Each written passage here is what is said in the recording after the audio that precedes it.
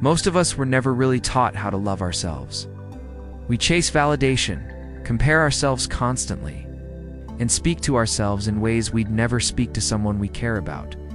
But the truth is, your relationship with yourself sets the tone for every other relationship in your life. If you don't feel worthy, seen, or supported by yourself, you'll constantly search for it outside and never quite feel full. Learning to love yourself isn't about being perfect, overly confident, or selfish. It's about building a connection with who you are, accepting your flaws, and showing up for yourself even on the hard days. And in this video, break down 7 powerful ways you can start loving yourself more, not just in theory, but in practice. Part 1. Change the way you talk to yourself. If you want to love yourself more, you have to start with your voice. Not the one you use with other people, the one no one hears but you. Your internal dialogue shapes how you see yourself. And for many of us, that voice is harsh, unforgiving, and relentless. You mess up, it calls you stupid. You look in the mirror, it picks you apart. You try something new, it says you're not good enough. Would you say those things to someone you love? To a friend who's struggling? No, because you know it would hurt them. So why is it okay to speak that way to yourself? Self-love starts with noticing that voice and learning to challenge it. Next time you catch yourself thinking, "I'm not good enough," pause. Ask, would I say this to a younger version of me? Would I talk to a 2-year-old me that way? To a friend? Probably not. So why let that voice run the show? You don't need to lie to yourself or fake positivity. But you do need to speak with kindness and truth. Instead of "I failed, I'm useless," try, "This didn't go the way I hoped, but I'm still learning. I messed up, but I can take responsibility and grow. I'm having a hard time right now, and that's okay." This is how self-love becomes real. It's not through grand affirmations or mirror mantras, though those can help, but through small shifts, replacing judgment with understanding, shame with grace, and criticism with care. Because you hear your own voice more than anyone else's, make sure it's one that helps you heal, not one that keeps you small. Part 2. Set boundaries without guilt. Loving yourself isn't just about how you talk to yourself, it's also about how you let others treat you. And that means learning to set boundaries without guilt. For many people, saying no feels uncomfortable. Maybe you don't want to disappoint someone. Maybe you were taught to always be available, agreeable, or nice. So you stretch yourself thin, say yes when you mean no, and swallow your feelings just to keep the peace. But every time you do that, you send yourself a subtle message. My comfort matters less than theirs. My energy, time, and peace are negotiable, and that's not love, it's self-abandonment.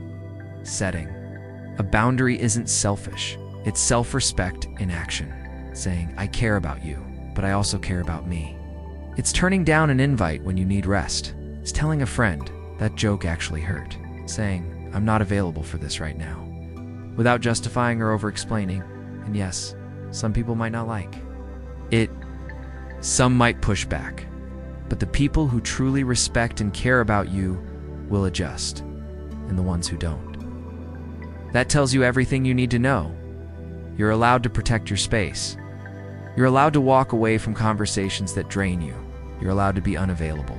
You're allowed to choose yourself even if it makes others a little uncomfortable. Because self-love means showing up for yourself. Just when it's easy, but especially when it's hard. So next time you feel guilt creeping in after a boundary, remind yourself, this isn't rejection. This is protection of your energy, your worth, and your peace. Part 3. Stop comparing your journey. Nothing steals your self-love faster than comparison. You open your phone and scroll past perfect vacations, flawless selfies, dream jobs, picture perfect relationships, and suddenly your own life feels small. Your wins feel less important. Your pace feels too slow. And worst of all, you start to question your worth. But here's what you need to remember.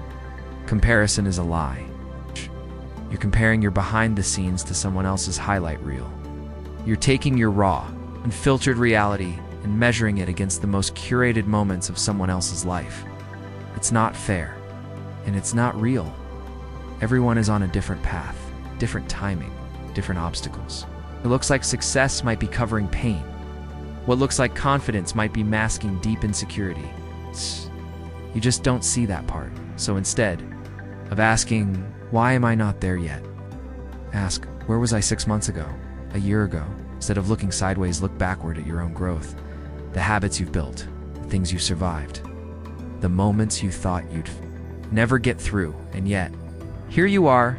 Self-love means celebrating your timeline, not rushing it to match someone else's. It means saying, I'm not behind, I'm becoming. My pace is my power. Your path isn't mine, and that's okay. Because when you constantly compare, you forget how far you've come. You forget that you're already becoming the version of you that past you used to hope for.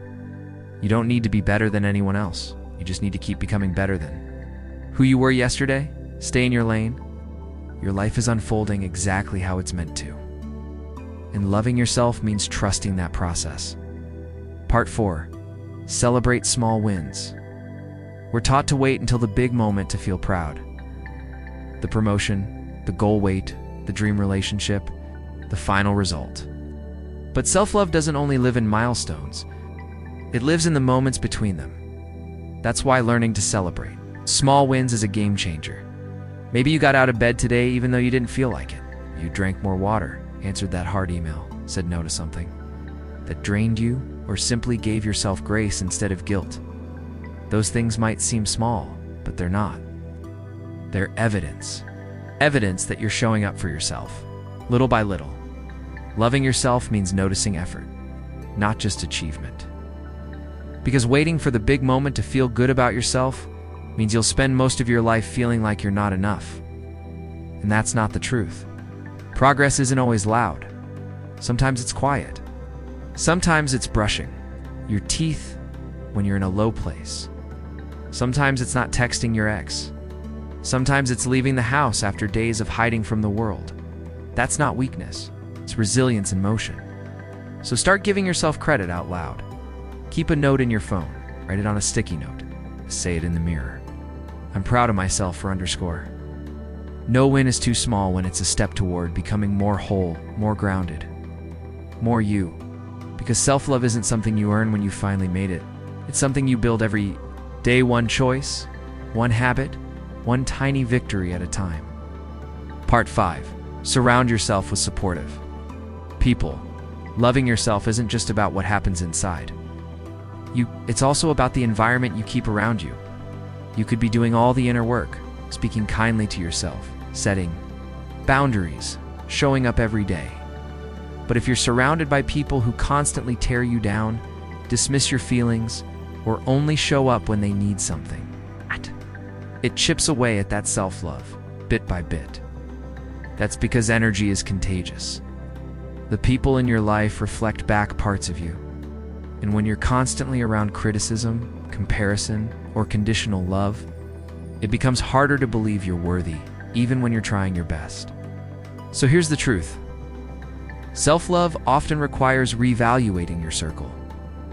Ask yourself, who makes me feel seen and safe? Who drains me, makes me question myself, or only calls when it benefits them? Who actually supports my growth even when it means I change or evolve? You don't need a crowd, you need a core. A few people who show up without keeping score, who celebrate your wins, listen to your lows, and remind you of your worth even when you forget it. And it's not just about cutting people out, it's about being intentional. Start putting energy into relationships that feel mutual, that nourish your nervous system instead of triggering it. Look for people who see you not just the polished version of you, but the raw, messy, real version. And sometimes, the hardest shift is realizing you may have to become the person you wish you had. Maybe your circle is small right now. Maybe you're in a season of loneliness. It doesn't mean you're broken. It means you're making space for better energy, for alignment, for real connection, not performance. Start small. Join a space that matches your values. Reach out to someone who feels kind. Say no to the invites that feel heavy. Most importantly, remind yourself you are allowed to outgrow relationships that no longer support who you're becoming. You are not responsible for fixing others. You're not required to keep anyone in your life out of guilt or history. Self-love means you stop choosing people who make you abandon yourself. So protect your energy. Surround yourself with people who water your growth, not your doubt. Because the more you're around love that's consistent, kind, and real, the more you'll remember how to give that love to yourself. Part 6. Forgive yourself for the past. If you want to love yourself more, at some point, you'll have to forgive yourself. And that might be the hardest part, because it's not always about what others did to you. It's about what you did or didn't do. The times you stayed too long, the chances you didn't take, the moments where you betrayed your own gut feeling, the way you ignored the red flags, silenced your needs, or let fear control your choices. We carry those moments like quiet weights. No one else can see them, but we feel them, the background of our thoughts, in the way we hesitate to trust ourselves again, in the way we replay the past like a broken record, hoping to rewrite it. But here's the truth. No one says out loud, you did the best you could with what you knew at the time. Maybe you were operating from survival. Maybe you didn't have the tools or awareness you do now. Maybe you were scared or lonely or trying to protect something that felt like love. And maybe you just messed up because you're human. Forgiveness doesn't mean pretending it didn't matter. It means accepting that you're allowed to grow beyond it. That one chapter doesn't define the entire story. You are allowed to move forward without dragging your shame behind you like baggage, without punishing yourself by staying small or stuck. Forgiveness sounds like this. I was learning. That version of me didn't know better, but I do now. I am not my worst decision. I release the need to keep reliving pain I can't change. It's okay to cry for the version of you that didn't feel strong enough to walk away. It's okay to grieve the time you lost, the people you trusted, the parts of yourself you ignored. But once you've grieved, let yourself rise. Because shame is a trap. It keeps you locked in who you were. Forgiveness, that's freedom. It says, I'm worthy of love, even here, even now, even after everything. So if you're waiting for a sign to let go of the guilt, here it is. You've carried it long enough. You don't need to be punished to prove you've learned. You don't need to be perfect to start over.